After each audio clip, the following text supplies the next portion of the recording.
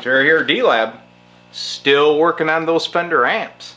I'm having so much fun doing this that I'm thinking about quitting my day job. What do you think about that, Marsh? I don't think so. Ooh, so maybe not. Anyway, what we have here is a Fender Deluxe amp that's humming. Not because it's happy, and the guy also said it has some noise. So let's investigate that and see what we got. Here she is, silver face Fender Deluxe. Now, let's listen to that speaker. Not good. Let's take a look around the back. Here we are backside. You can see we got JJ output tubes here, a couple 6v6s. It's got an upgraded speaker there. It's kind of nice.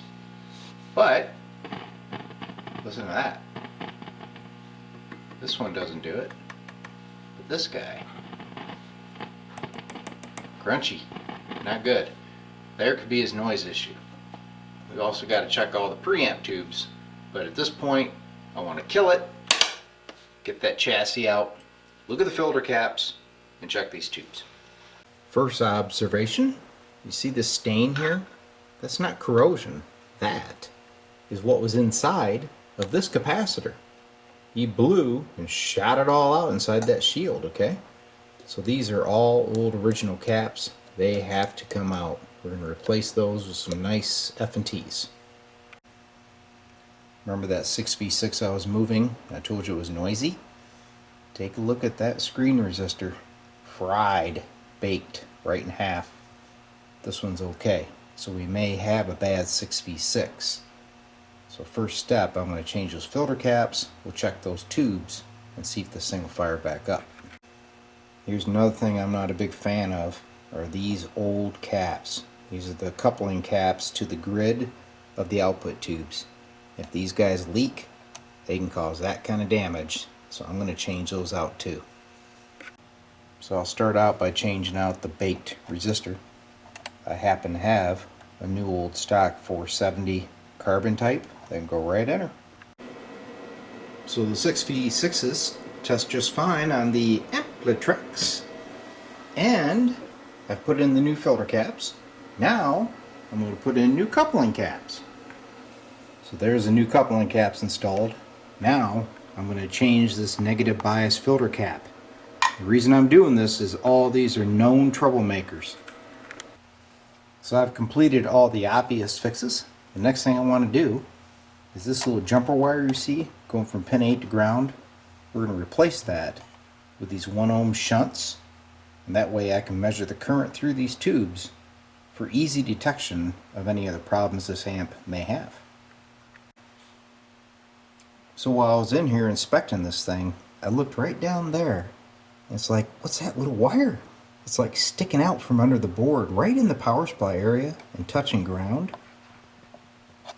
And it appears to be an old crusty lead, like from a resistor that was clipped off back in the day. Good thing we get that out of there, huh?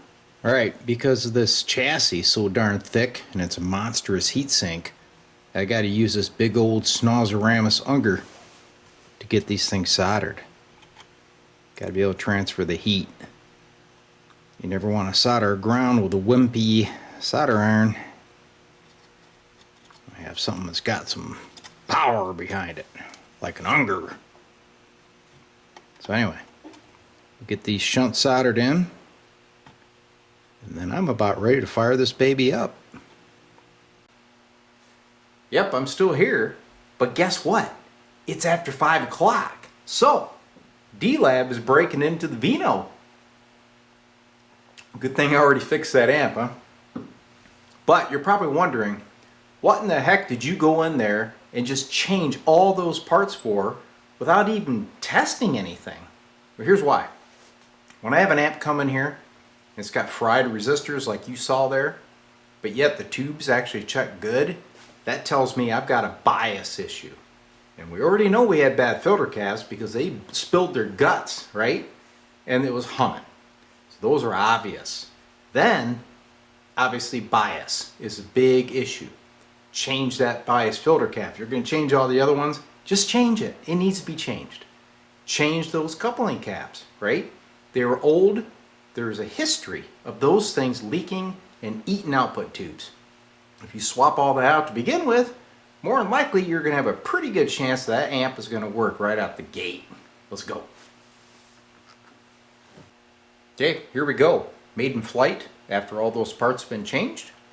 My meter is set at 200 millivolts, and I'm going across one of those current shunts to ground. So when I'm watching the current through the tube, since it's a 1 ohm resistor, 1 millivolt equals 1 milliamp of current.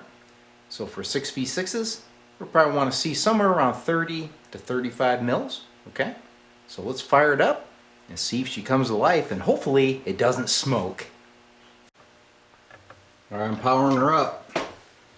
Meteoroid's watching it. I have a dummy load installed to simulate a speaker, and I got my glass of wine over there, so if it smokes, I can put it out. Just douse the flames. Okay, here we go. Here comes the current.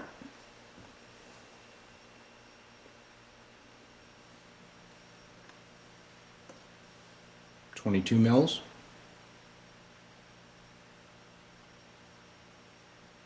Not bad.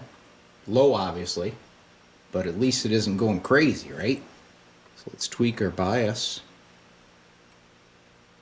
There we go. Oh yeah. It is alive. Alright, I've been monitoring this current for a while. It's nice and stable. So I believe everything's cool. Next step, we're going to hook up the audio generator and the scope, put a signal into it, take a look at that sine wave, and hope that it's nice and clean. Then I'll check for noise and other defects with the amp. So the test set up, audio generator feeding the amp, oscilloscope watching the output across the dummy load. You can see our current still nice and stable. Let's watch the scope. There she is. Looks great. I'd say we got this baby licked. A little bit of clipping when I really crank it. She's in good shape. I don't see much noise either. Alright, well, sure knocked that one out of the park, didn't I? Now look, I can't guarantee you that if you do what I just showed you, that your amp's going to take off running, okay? This is a rarity, alright? But I just wanted to show you the obvious things to look for and the things that need immediate attention when you're working on these old vintage Fender amps.